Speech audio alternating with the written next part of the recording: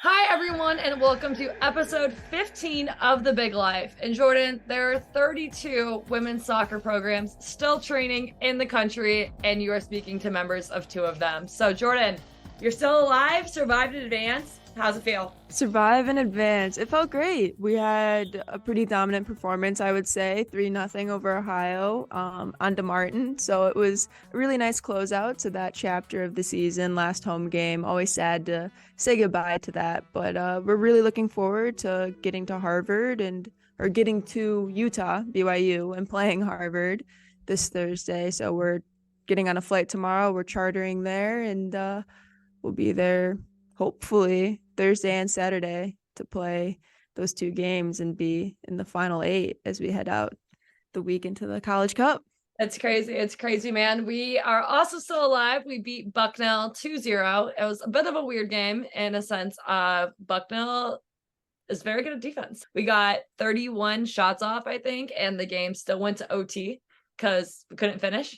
So we love a good OT game. Apparently Iowa just is really thriving on some overtime recently and scored in the first overtime and then got a closing goal in the second overtime to close it out 2-0. Last game officially on my home field. We got rid of the ugly crying from a month ago.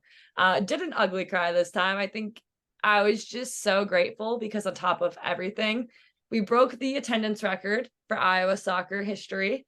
So 2,700 people braved about 30 degrees to go out and support Iowa soccer, and seeing our fans filled all over the place, cheering, screaming everywhere. I mean, it was the perfect game to go out on, to like go out on some history. And first ever NCAA tournament game played in Iowa, or played on Iowa's field. 2,700, yeah, people there to watch. And I mean, just takes your breath away. And so, yeah, it's crazy. And now thinking about flying out to South Carolina soon and playing Georgia. So super excited for the next challenge ahead. And, I think we're both on the verge of history for our programs. I know if Iowa beats Georgia on Friday when we play, we make it to the first ever Sweet 16 in Iowa soccer history. So can't wait for that and excited for the challenge. Yeah, same here. This is the fourth time we've ever made the tournament, and if we win our game on Thursday, it'll be the first time we ever made it to the third round. Well, we are both still in it. I think we have to talk about the elephant in the room. Our last guest, Allie Cook, UCLA falls in the first round. It's one of those like, where were you when it happened kind of thing. Like, where were you when you saw that UCLA got upset? For me, don't listen to those coaches. I was in the McDonald's parking lot with my mom. Yeah, a little post-game tradition there. But yeah, I mean, I think that proves that when you enter the tournament, you hear it, people say it, but it's true. Everyone has a chance and everyone starts out 0-0.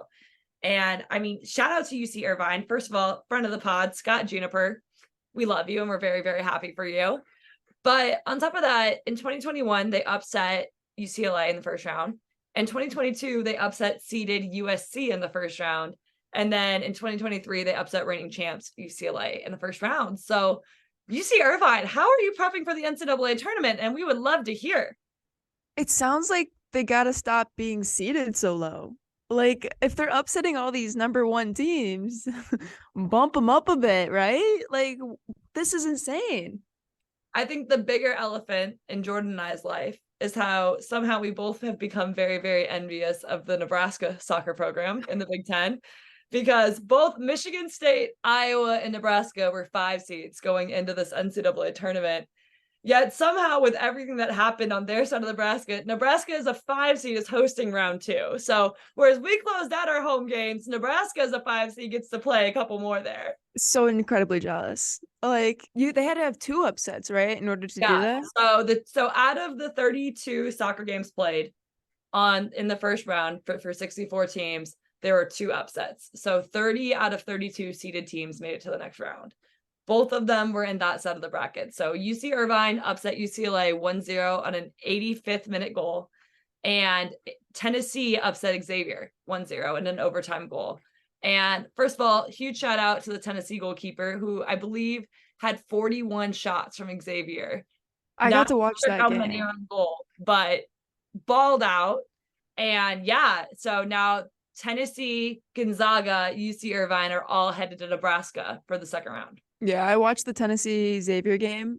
I mean, that was crazy. That goalie needs a raise, something. Get her an NIL deal or something. That was a very, very impressive performance. 41 shots is an insane stat to come away with 0 goals, unfortunately. But yeah, it's been a crazy first round of the College Cup here. Let's talk about it a little bit. I feel like there might be some general overall confusion of how the structure of the college tournament works. So we talked about it last week going into round one. You have your various seeds. I believe, someone correct me if I'm wrong, I'm sorry, 31 automatic bids from the different conferences within the US in Division 1 soccer. So every single conference gets an auto bid, and it's based on the conference how they determine that. Most people do a conference tournament, others don't have a conference tournament, and just the regular season champs get that auto bid. For the Big Ten, as we know, it's the conference tournament. So Iowa had the auto bid for the Big Ten. Then for the rest of the teams, so the other 33 teams that get into the tournament, it's at-large bids. So it's looking at your RPI, your resume, all these different things to figure out who the 64 teams competing are. From there, they then, in the first round, they seed every team, or the top 32 teams 1 through 8 in the different brackets. And that's where the first game was held. So as I said, we were both 5 seeds against our respective opponents. So they played at Michigan State, we played at Iowa. So now that we're going into round 2, and this is one thing I'd love your hot take on, Jordyn, is we're going to round 2, and out of your little bracket of 4 teams that play, or 4 teams that won. So for our example, it's Iowa versus Georgia, and then Columbia versus Clemson. We all go to Clemson because they're the highest seed left. They were the 1 seed. So we all go to Clemson, and on Friday for us, we will play against Georgia, and then the winner of that game plays Sunday against the winner of Clemson and Columbia. The crazier thing here, Jordyn, is all season you get a Thursday, Sunday turnaround. So we play on Thursday, we play on Sunday. And now in the round of 32, we play on Friday, and the Sweet 16, we play on Sunday. So you get a 1-day turnaround between those games. What is your hot take on this 1-day turnaround? I think it's dumb.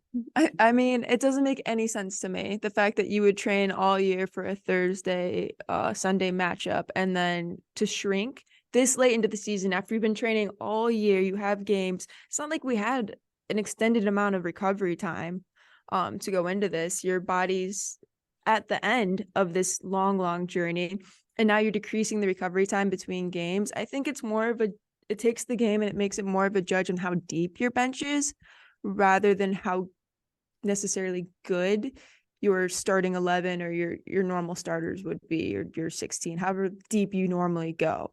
It forces you, I think, to go a lot deeper and manage games differently. And I don't know if that's necessarily a true idea of the way you've been playing all season, like how good a team actually is. It doesn't make any sense to me. I don't see any reason why they couldn't make it Thursday, Sunday still. I don't know. I don't know if there's what the reasoning behind that decision is, but yeah, it doesn't make much sense. It's weird. It changes things a lot. You know, that extra day makes a huge difference in the recovery process. So it'll be interesting to see how that plays out for us. We've never been in that scenario, so hopefully we get to find out. But yeah, it's a strange decision.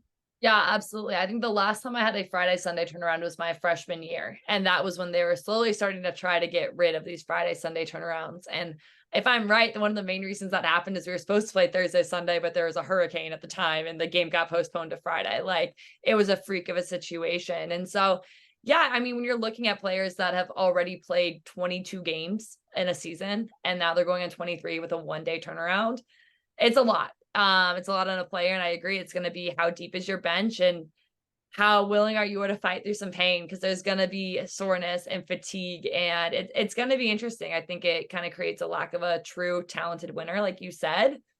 Sometimes it plays into Iowa soccer's advantage, so I'm not going to complain to it, but we'll figure it out, and that's just what it is. But it is a really, really interesting aspect of the game.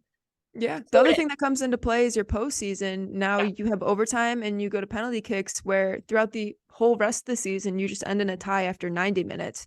So not only are you shrinking that recovery time, but there's potential of you adding on significant minutes to each game. Well, there's also like so much, like I've been thinking about this lately, and like the joke is like, dang, like winning the Big Ten tournament is only worth it when you win the Big Ten tournament. Like, I feel bad for a team that like makes it to the final, plays those extra games that they're like, you didn't play. You made it to the Big Ten tournament. Obviously, I know you didn't want to lose first round. Don't get me wrong, but now that's 2 less games that you have on your body than Iowa, Wisconsin do. And so it's a weird situation to be in when like, oh wow, like, I am feeling really fatigued right now. And there's a lot, there's injuries within our team, as everyone has, but it's a whole new degree when you add games and minutes on. And so, like, even my coach looked at me today, he's like, you have a lot of miles on those tires. And I was like, yeah, like, I'm feeling it, man. And so it's a tough situation to be in for everyone involved. And it's definitely going to turn into how fast can you recover? How badly do you want it? And a lot of factors like that. Absolutely. I mean, we were in that scenario last year where we made it to the final and then unfortunately lost to Penn State.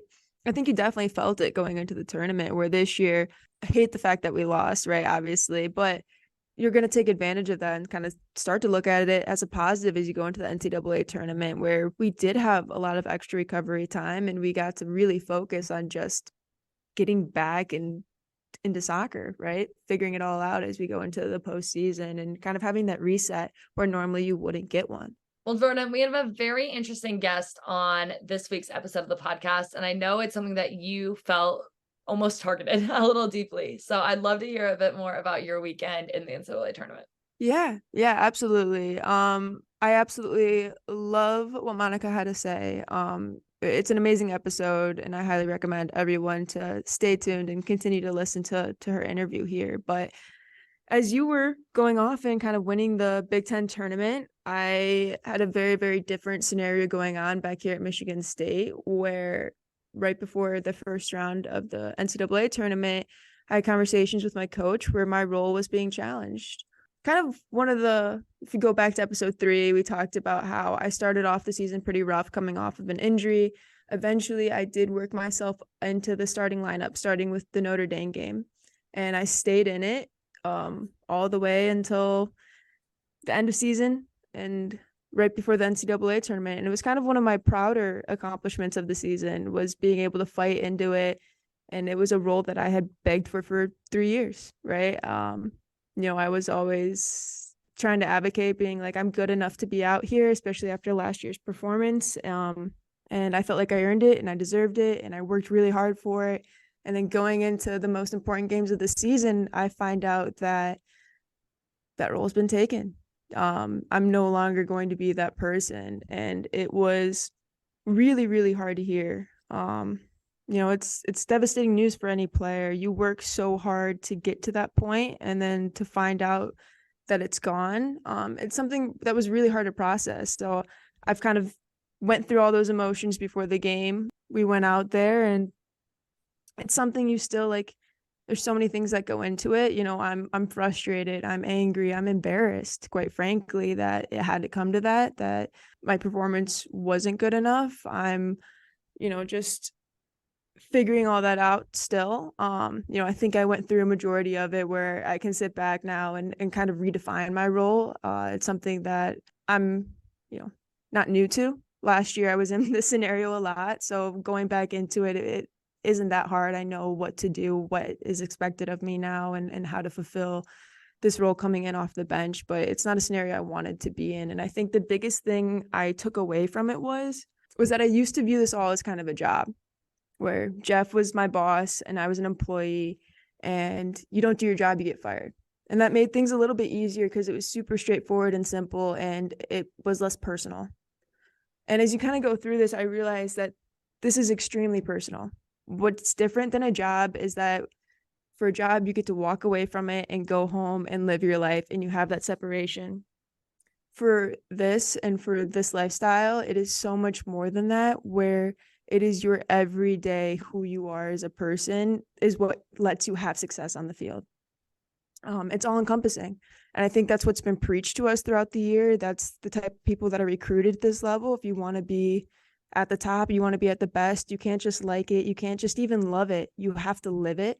And when you have that, all those decisions that are made, all who you are as a person, I mean, it's a huge part of who you are is defined by you being an athlete, you being a soccer player. And it shouldn't be everything, but it's a huge part when you're in it, when you're in this college years, when you're in these moments. And that makes all of this stuff a little bit more personal. that's why you are feeling things so deeply. And when you take a step out, it seems kind of silly how emotional you can get over a decision like whether or not you're starting.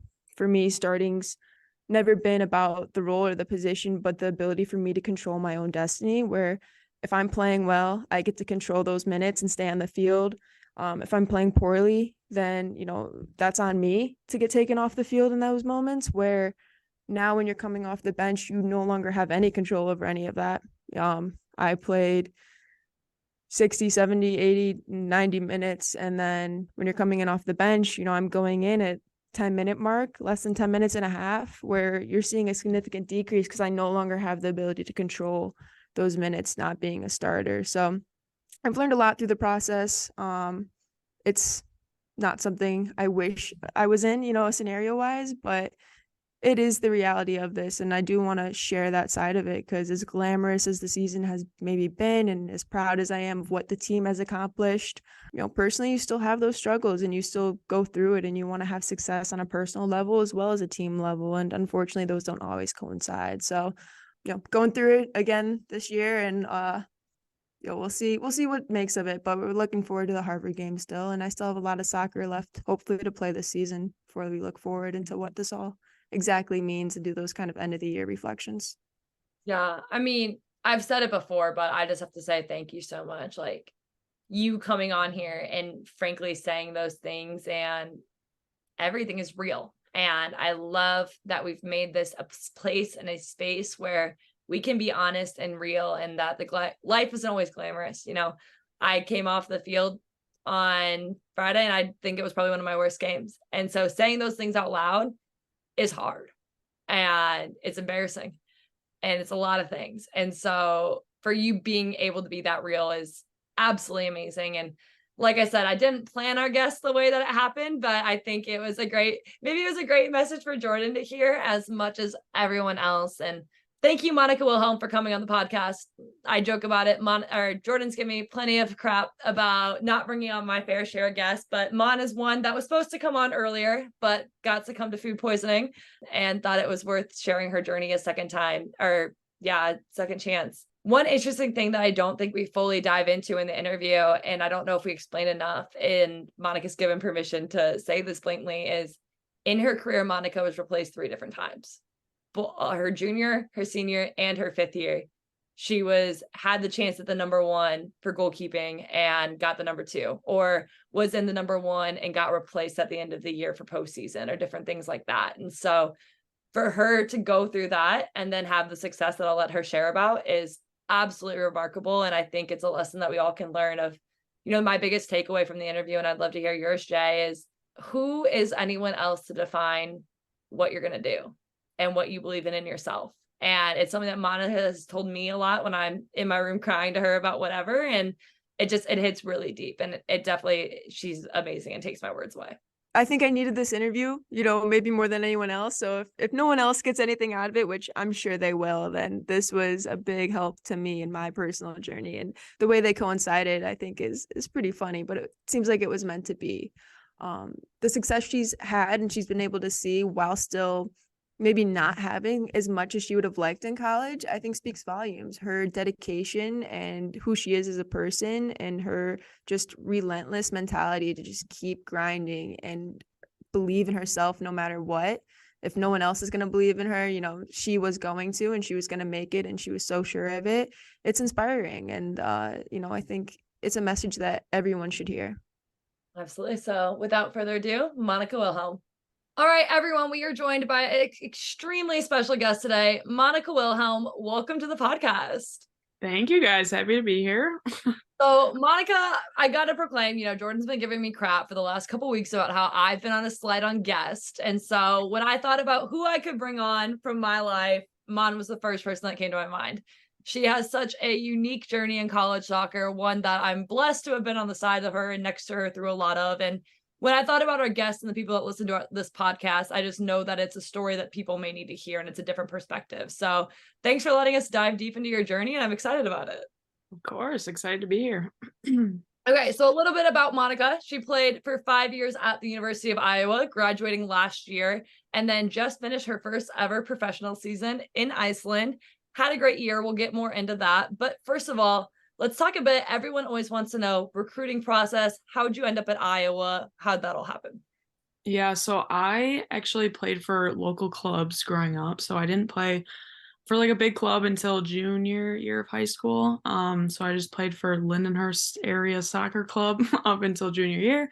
And then I knew that I wanted to play in college. And so my coaches were like, all right, like you got to start going to some showcases here and play for a bigger club. And so one of my coaches was like, hey, try out for FC United. And so I kind of switched clubs and started going to, bigger showcases just around the country, and then the ID camps that colleges host as well. And I was just trying to put my name out there as much as I could, but I was kind of late in the recruiting process just because it starts so early nowadays. And I mean, even when I was in the recruiting process, it was early. And so a lot of teams had their goalkeepers already, which is even harder because there's only, 3 to 4 on a team. And so I was just going to a lot of showcases, and Iowa ended up seeing me at one of them that we actually held at FC United. And the next week they invited me to one of their camps, or they actually saw me in like a tournament in Arizona, and then they invited me to one of their camps, and then literally within a month it was like bang bang bang, and I signed to play for Iowa. And it was like, holy cow, like how did that come to be? Like that's where I was like, okay, like that was all God's doing. Like he literally answered my dream of wanting to play Big Ten, especially for the Hawkeyes. And yeah, it all came together really fast, but there was definitely a time where there was like a dry period of not much going on, and then all of a sudden, Iowa came, and you just don't lose faith and things turn out the way you hope for. Absolutely. For a lot of keepers, were you always a goalkeeper, or at what point did you become a goalkeeper? Yeah, so I actually started as like a 9 and I would like split time. But my dad and my brother were both goalies in hockey, and my dad was a goalie in soccer as well. And so I was like, okay, like this has got to be in my blood. Like I feel like I need to do this. And so I think I was like 12 when I started playing like halves where you'd split, you'd play on the field and then go and goal. And then eventually I was like, no, I just want to stay back here. Like the whole running thing's not for me. I'd rather save the goals instead of score them. And so then, yeah, I just picked it up and never left. One reason I really wanted to have you on the pod, Mon, is you're the first ever keeper we've had on the pod. So congratulations. Thank you. I know, especially being a goalkeeper in college soccer, kind of as you already alluded to, it's a different experience in a lot of different ways. Like there's one of you on the field and there may be 4 to 5 of you at a roster at a certain point. So coming in your freshman year, especially, I know personally behind a person like Claire Graves, who was a 4-year starter for Iowa, what was your expectations and what was your mentality going in your freshman year? Yeah, I mean, I always knew that I wanted to play competitive soccer in college, like D1. I wanted to go Big Ten. And so, you're fresh out of high school and you're this little baby, like 18-year-old. And I knew that it was going to be challenging and competitive, and that I would have to work my way up to the top of what I wanted. I knew I wasn't just going to come in and start playing. Like it's going to take time, because being a goalkeeper is all about experience. But as a freshman, you either get on board or you don't, because there's a lot of lessons that you need to learn early on. And so I definitely made my share of mistakes, like on and off the field. But I think the biggest thing was learning from them and growing from them. And I think that's a big thing as a freshman, is you go in with these expectations and it's different than what you think, but you really have to like learn from your mistakes and even the failures and the ups and downs that you go through, because that's how you ultimately get better throughout your career as a collegiate athlete. Yeah, absolutely. So as you came in kind of that freshman year, you were a backup keeper. What's the kind of rest of your story look like throughout your 5 years in college? Those awful 4.5 with Sam Carey, and then, Yeah, so I came in as a freshman and I was behind Claire Graves, and there was another junior at the time, Cora Myers. So I was number 2, number 3, depends.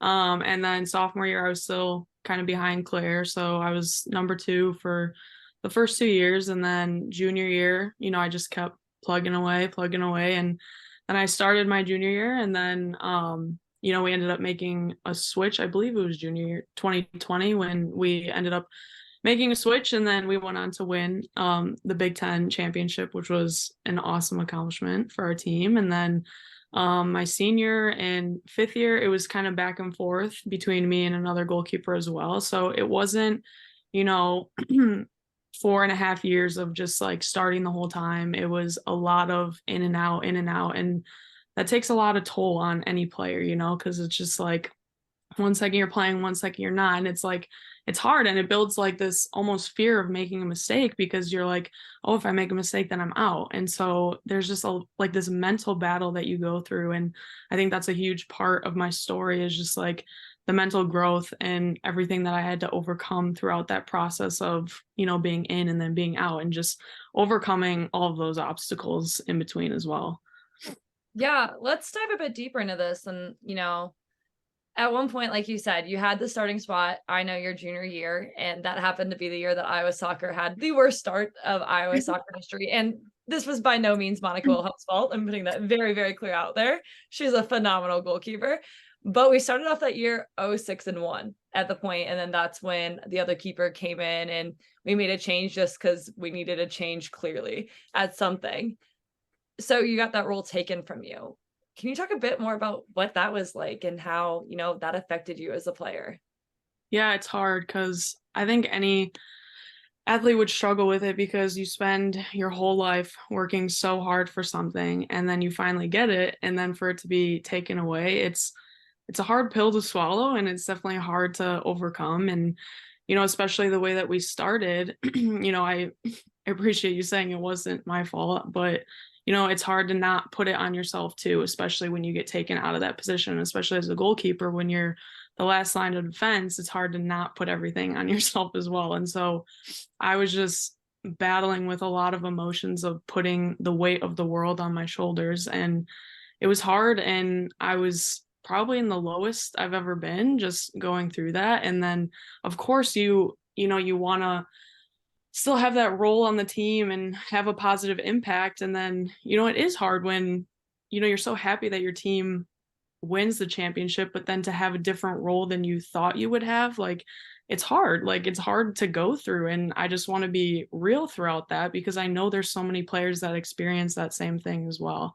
But I think that's just such a big thing about knowing what your role is on a team, because there's so many different roles that a player can have. And I think every single person has one. And no matter whether you're a starter for 4 years or you've never touched the field, every single role is so vital to the team's success. And I think some people get caught up in your value being found on like how many minutes you play on the field, but it's not. Like, your value isn't based off of what you do on the field. It's who you are as a person and what you bring to the team. And whether you're on the bench or on the field or in the stands or wherever, like, you have so much to bring and so much to offer to the team. And that's something that helped me kind of climb out of that hole. And that's something that I had to learn in order to like overcome the mental trauma, or I guess you would call it. Yeah, for sure. I mean, I appreciate you saying all that. I mean, if we're being honest, that's the situation I'm in right now, where I started majority of the season, and then NCAA tournament hits, and I found, you know, my role changing pretty drastically here as we go into the postseason. So, you know, it's definitely hard, you know, you have your team goals and accolades and you want to succeed, but you also have these personal goals that you want to achieve. And ideally, both of them align. But unfortunately, that only happens a very small percent of the time. And being able to manage those expectations while still cheering for your team and wanting to see that success while dealing with your own personal struggles and not seeing that role come to fruition that you would like it to, it's a really, really tough thing to balance. So for you to go through all that and do it and then still come out the other end and decide to take your fifth year at Iowa, what was that decision like? Yeah, so I just loved Iowa.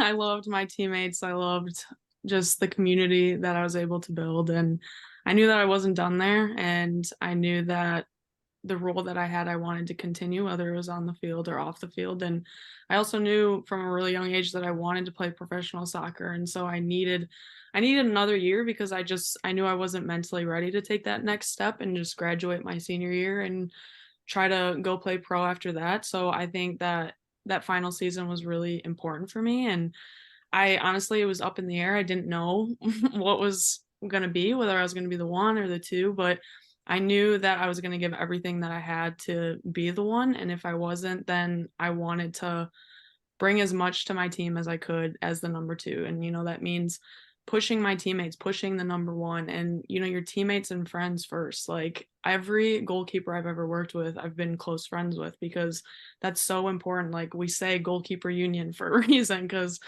you have your teammates, but then the small group of goalkeepers, you're a little different.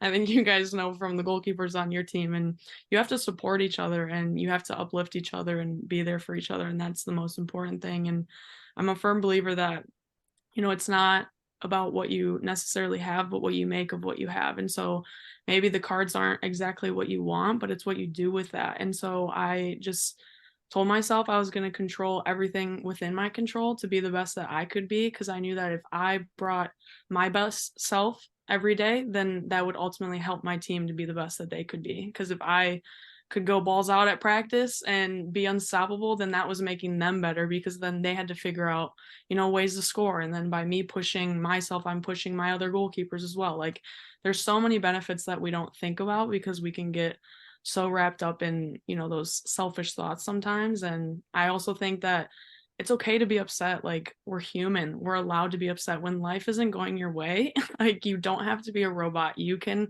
sit in those emotions and show yourself some grace. And then it's about pulling yourself out. Like you can't sit in that forever, because your team does need you. Like as much as you need your team, they need you. And I think the most important thing is how you can pull yourself out, and surrounding yourself with community is really important, but the decision to pull yourself out of that comes from you. And so it has to start with you first, and then your community can rally around you to help uplift you from there. I think that's a really, really great point. And something I kind of want to dive deeper to is you're saying so much great stuff. And, this is stuff that I'm sure a lot of players have heard from a coach or another player or whatever. But at what point in your career did you start believing it? If you know what I mean? Like I can say this to whoever they want, that everyone has a role and every that. And I feel like a lot of players who are in these scenarios are like, okay, yeah, you're just saying that. What made you start embracing that and believing in that? Yeah.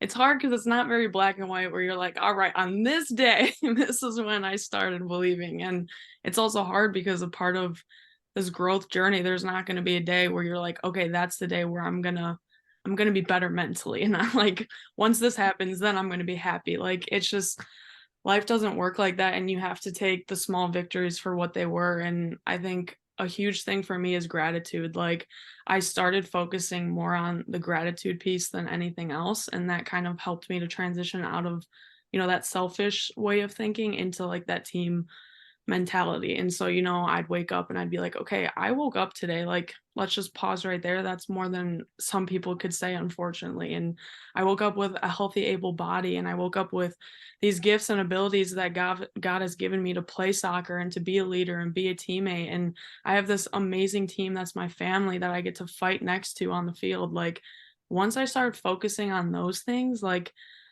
I was able to enjoy the journey so much more than the destination that I was getting to. And that's something that, I'm still working through now. Like it's not perfect, but it's gotten better, because you have to balance between how can I be proactive and think about the goals that I want to achieve while just enjoying where I'm at right now. And that's something I've come to realize is college went by just like that. It was up and down, and I was at the lowest of lows and the highest of highs, and it went by so fast. And so did my first year in Iceland. And, you look back and I'm like, okay, what now? Like, where am I going next? But it's like, wow, can I just sit back and be thankful for what I just had for the past 8 months and the past 5 years at Iowa? And so we always say, like, trust the process, trust the process. And I think sometimes athletes are sick of that, like that saying, but it's true. Like, you have to enjoy the journey of what you're doing, because otherwise you're always going to be like, what's next? What's next? And then once you get there,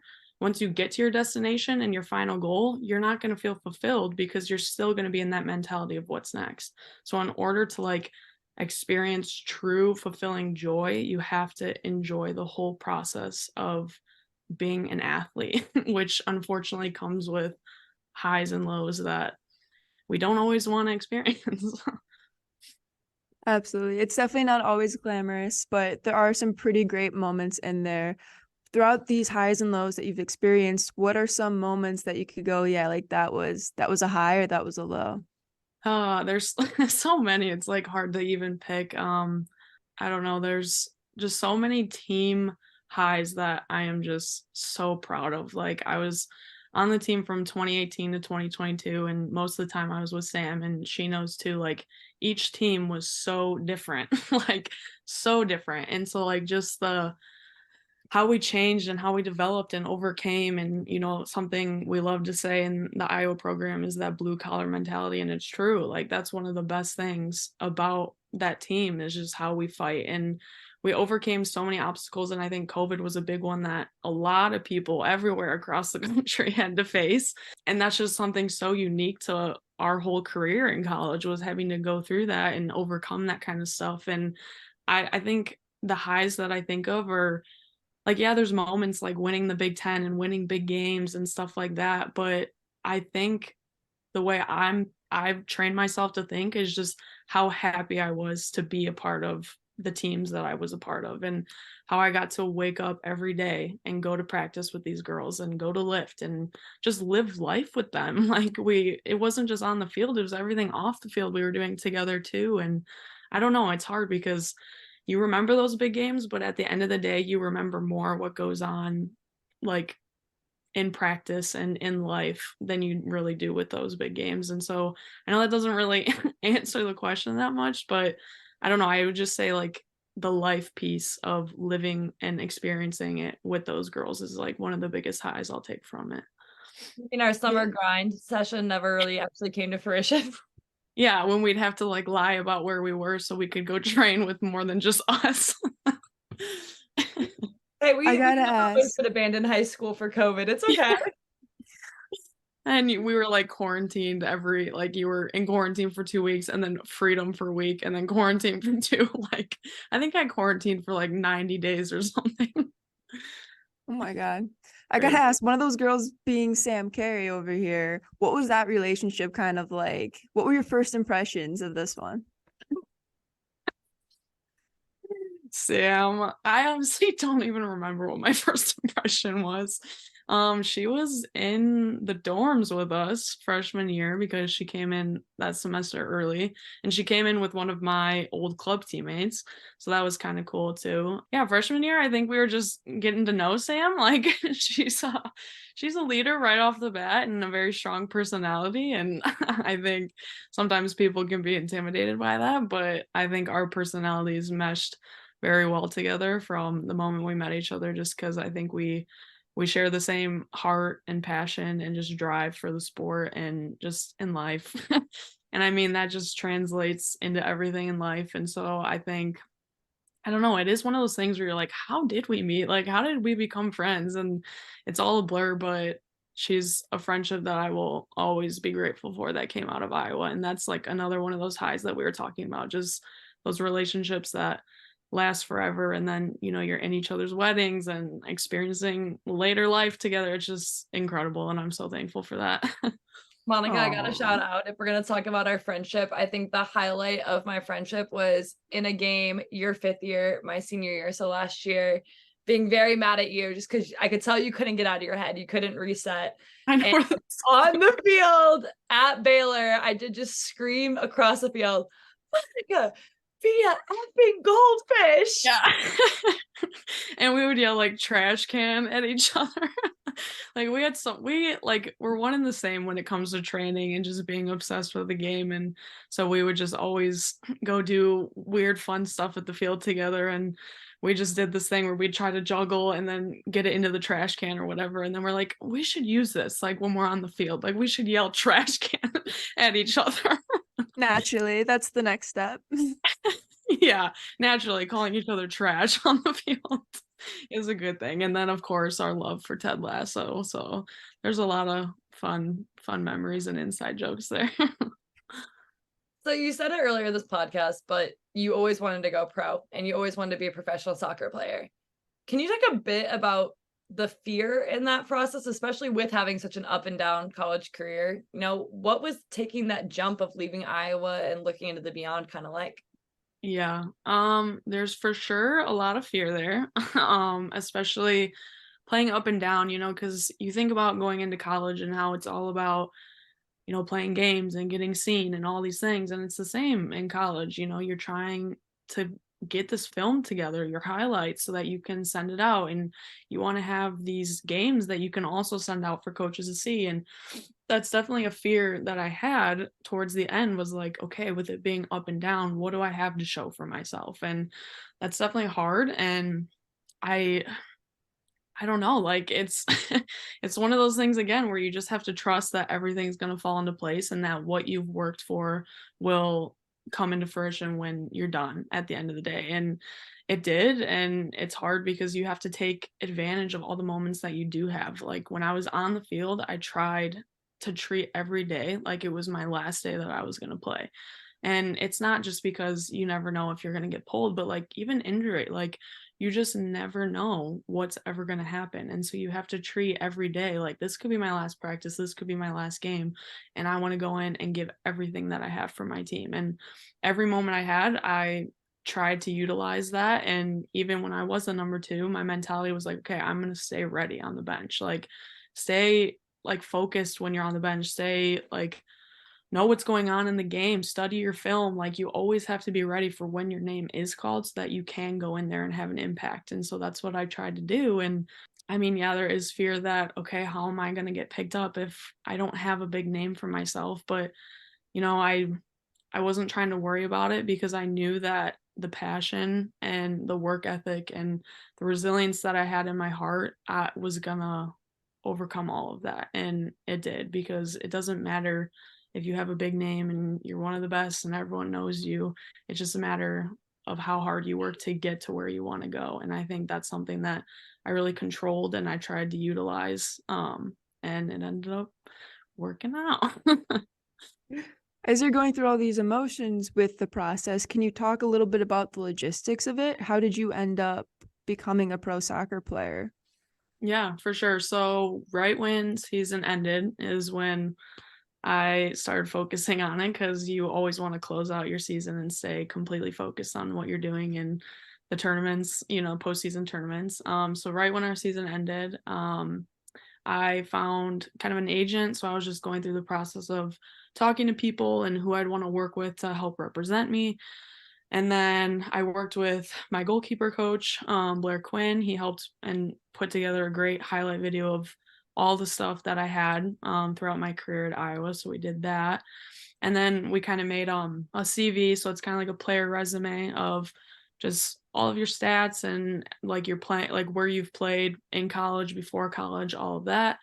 And then, you kind of just put it together, and then your agent helps and you just reach out to as many teams as you can. And I'd say one of the biggest things in anything you do really in life, in any profession, is building connections and networking with people, because you might reach out to someone and they might not be able to help you, but maybe they know somebody that could help you, or they know someone that knows someone. And that's just how life goes. It's all about connections. And so I'd say the biggest thing is building those connections, because that's ultimately what led me to Iceland too. Is my coach Blair knew this other American coach who had just taken the job at Tindastól, and then randomly Blair goes recruiting and he sees this guy at the airport and they're catching up because they're friends, and they're like, oh my gosh, like, what are you up to, man?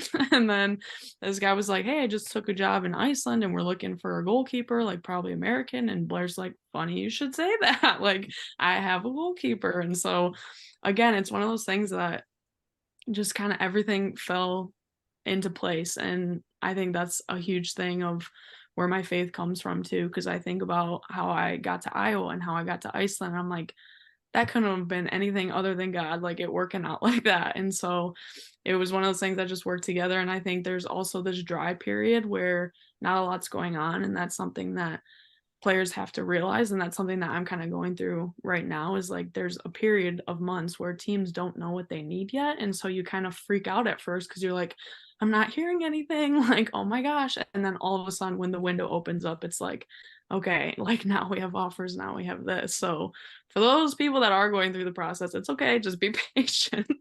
It'll come. But yeah, it all worked out, and I'm beyond blessed and grateful that it did.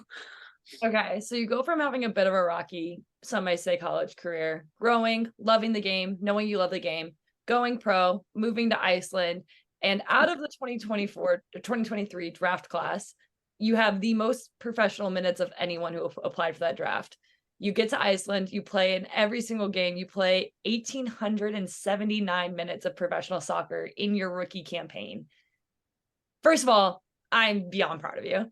But what would you say is one of the main differences, in your opinion, from college to professional soccer? Yeah, that's a good question, and one I got a lot actually. So it's kind of funny because when you graduate high school and you go into college, you're this baby freshman. And then when you graduate college and go into the pros, you're again a baby freshman, but now you're just a little bit older. And so it's kind of funny because you kind of go through those same transitions all over again. And so transitioning from the college game to the professional game, your mindset has to change again because now you're a professional and this is your job. This is your life. This is what you do. And that's also the mentality I had in college. But I just thought about it differently, and something that my coach Blair helped me with early on in college was owning your own development. And that's something that I had to learn early on, which I think helped prepare me in the professional game, because there isn't going to be anybody holding your hand through anything. And I'm not saying in college that's necessarily what it is, but it is a bit more of a controlled environment in college.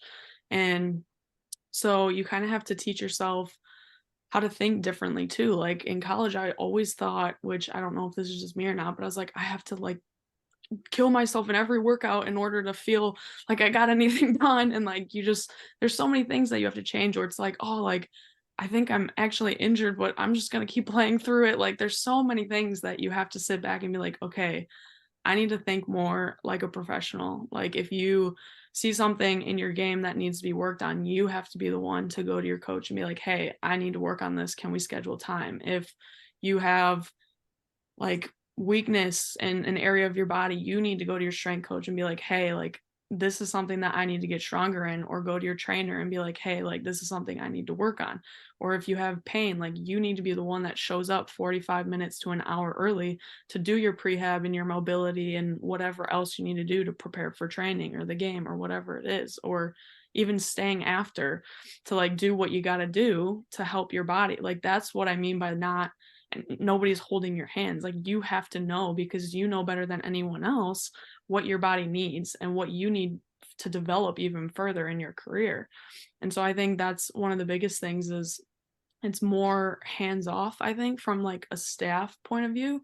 And I think I noticed that too, like on the field, a lot of times the coaches, like don't get me wrong, they love to yell too, but they're very hands off, where they want you to try to solve it yourself, like problems, because you're a professional and you need to figure out how to do it on your own. And so I think that was a cool thing. And something that I even think is funny, when I first got out there, is I got cleated pretty bad, like in my shin bone, and it was like 10 degrees out, so it makes it hurt even more. And I just got cleated right into the shin. And for the first couple weeks, like I was in so much pain, and I just kept playing through it and playing through it. And my coach came up to me and he kind of put his arm around me. He was like, it's okay to not be okay. Like if you need to take a day off, like you can do that. And I was like, what do you mean? Like, we don't do that in America. Like, what do you mean? And so I think just retraining my brain, like, okay, if my body's telling me I need to do something different, like, I can't ignore it anymore. Like, this is my job and I need to think more professionally. Like, if you need the day, you need to take the day.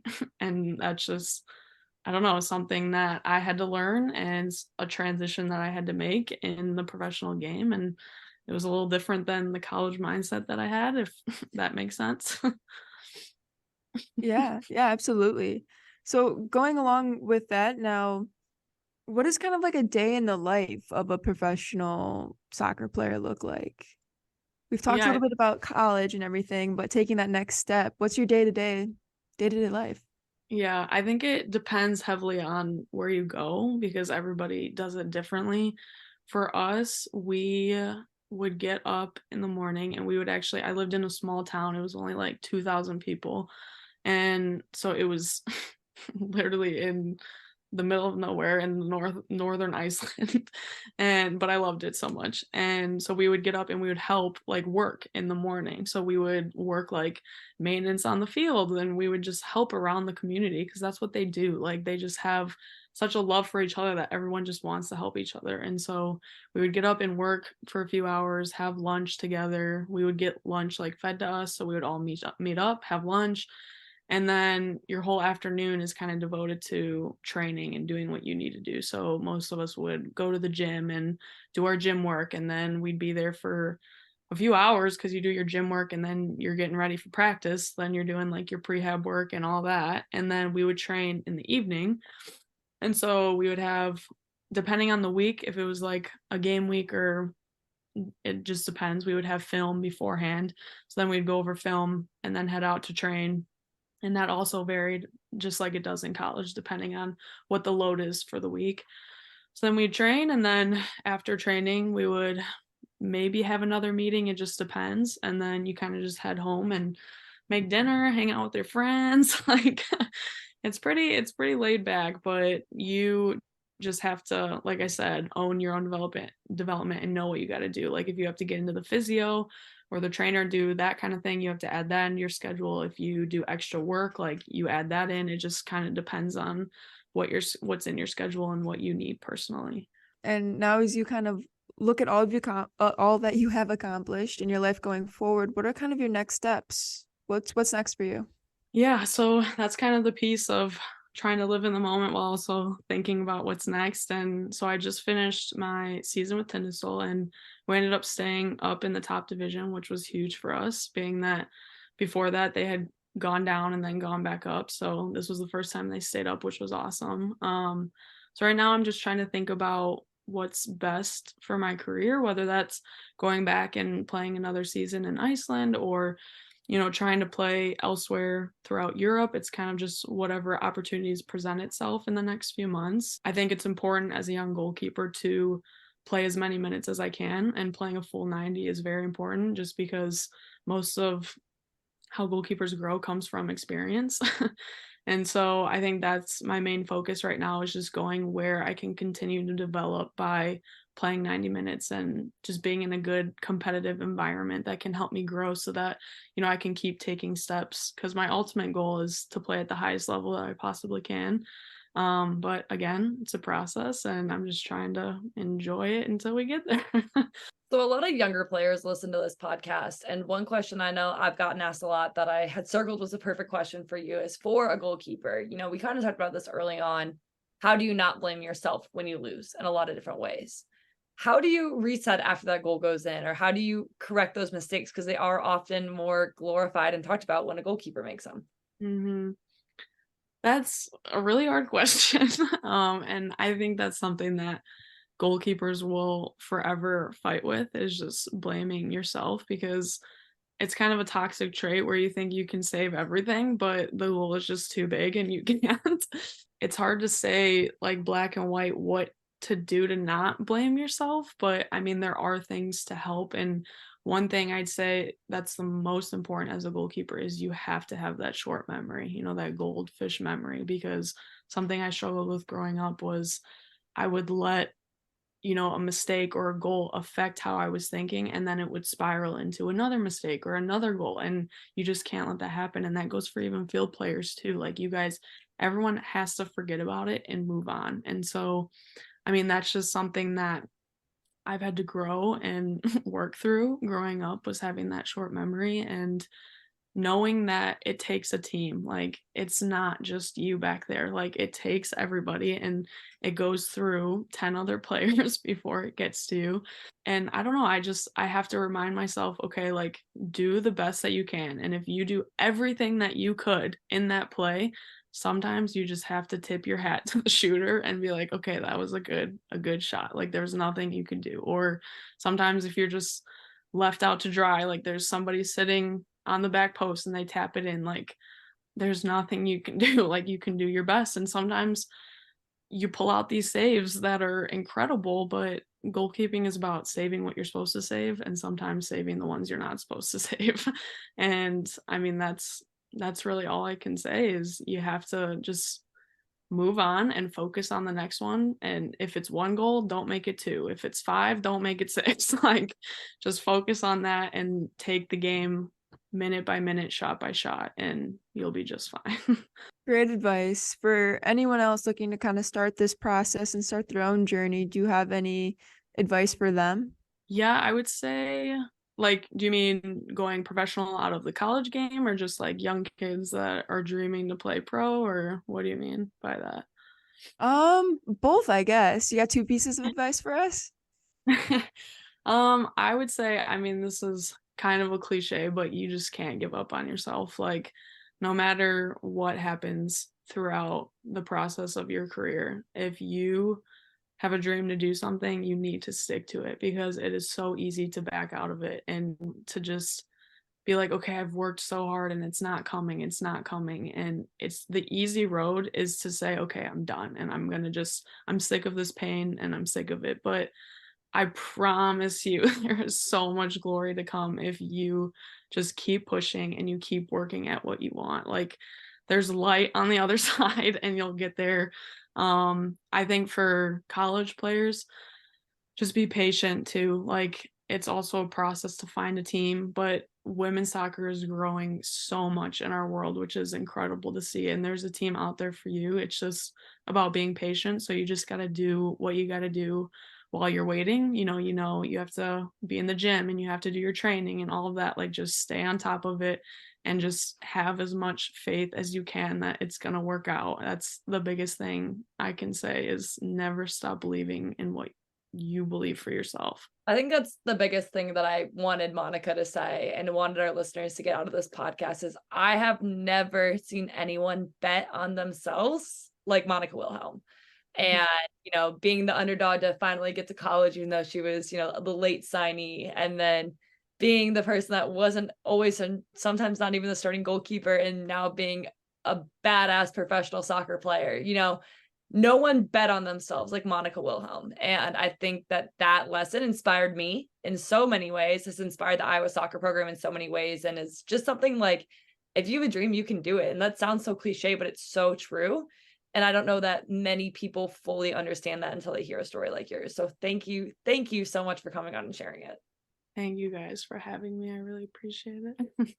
Really, thank you. It's been a pleasure. Thank you guys. Hey, be a seal. Monica, once again, we cannot thank you enough for sharing all of those incredible words. I mean, Jordyn and I joked and we talked for a couple minutes after we recorded. We're like, we should have left it going because she was just dropping words of wisdom on us. I was like, this is unreal. I know. For nothing else than for me to replay to myself at night. I mean, some serious poetry you were giving us. I was really upset that we didn't have the record button still going, because I mean, everything was just such amazing advice. And I really hope that anyone listening is able to take away some words of wisdom from her, because incredible story.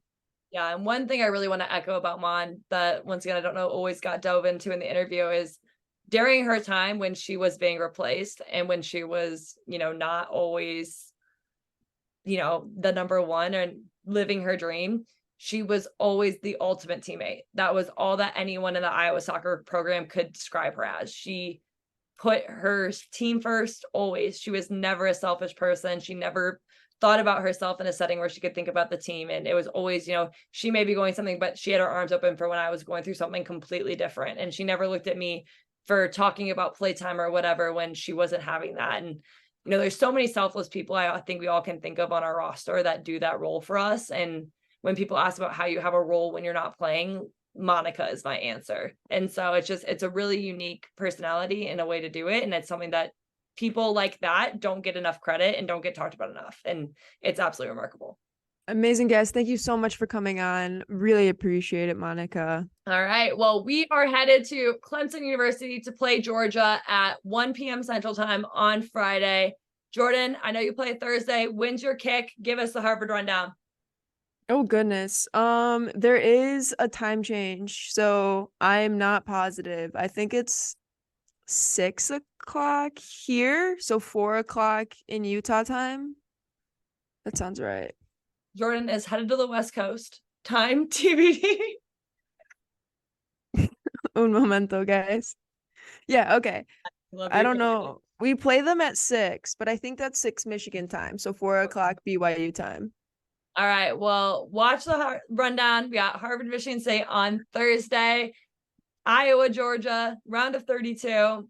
We'll make some history. Be back next week. We'll talk all things round of 32 and Sweet 16, hopefully. Bye, guys. Bye.